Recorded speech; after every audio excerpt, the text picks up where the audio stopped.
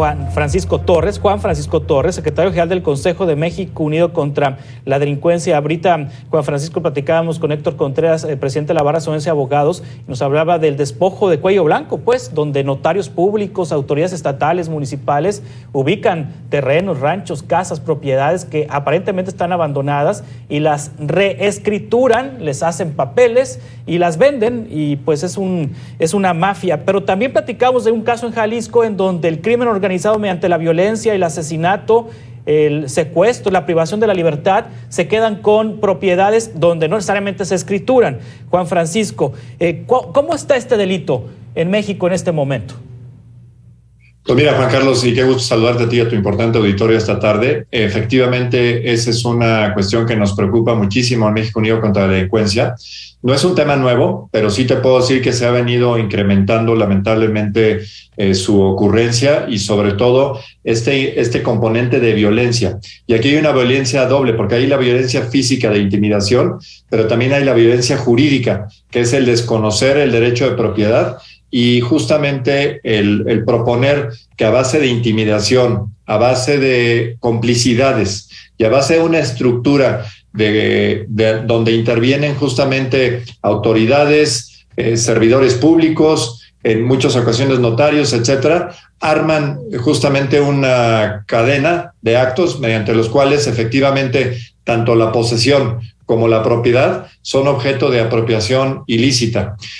Hace algunos años, por ejemplo, era sabido que el entonces gobernador de Quintana Roo, este infame señor Borges, se encargaba justamente de ubicar empresas que fueran vulnerables, simulaban juicios laborales, a través de los juicios laborales lograban embargos y de repente resultaba que cuentas enteras o algunos activos inmuebles eran justamente objeto de remate por un supuesto reclamo de un trabajador que no existía, pero que a través de falsos edictos y falsas publicaciones ejecutaban estos laudos laborales que, repito, eran falsos, pero que trascendían en la vida jurídica y quitaban propiedades.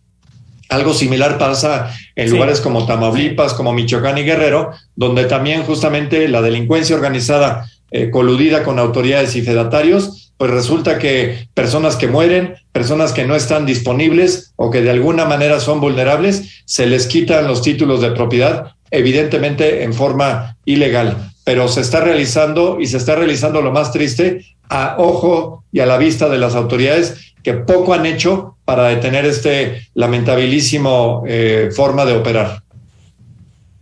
Sí, Juan Francisco, también implica esto desplazamiento de personas cuando el crimen organizado pues quiere tener acceso a un terreno que es de algún particular y mediante la amenaza, mediante la violencia, desplazan a esas personas y se apropian, no legalmente, sino ilegalmente. O sea, ahí no hay ni papeles ni nada, pero se apropian a la fuerza de esos terrenos. Hay comunidades enteras en el norte del país que son desplazadas por la operación del crimen organizado.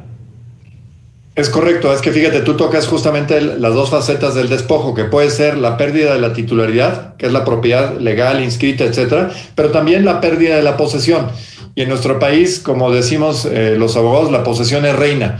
Es decir, tener la posesión es la mitad o a veces más de justamente ejercer la titularidad sobre determinado bien.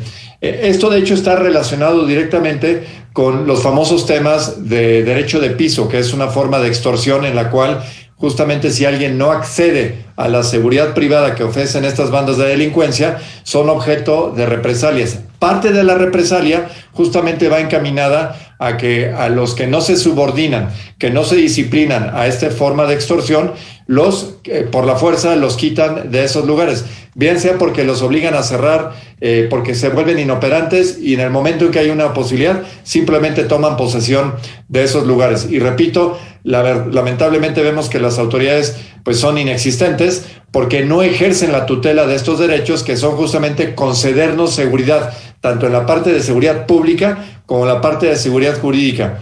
Y una vez que no tienes esos dos componentes, básicamente vives en la tierra de nadie. Juan Francisco Torres Landa, secretario general del Consejo de México Unido contra la Delincuencia, muchas gracias por tomar esta entrevista. Estamos atentos para seguir conversando sobre estos temas. Claro que sí, Juan Carlos, y hay que dar la batalla. La ciudadanía no se puede acostumbrar a que esto es normal. Tenemos que dar la batalla por recuperar nuestras instituciones y nuestras libertades. Muchas gracias por esta última reflexión, Juan Francisco. Hasta pronto. Continuamos en Mega Noticias en un instante.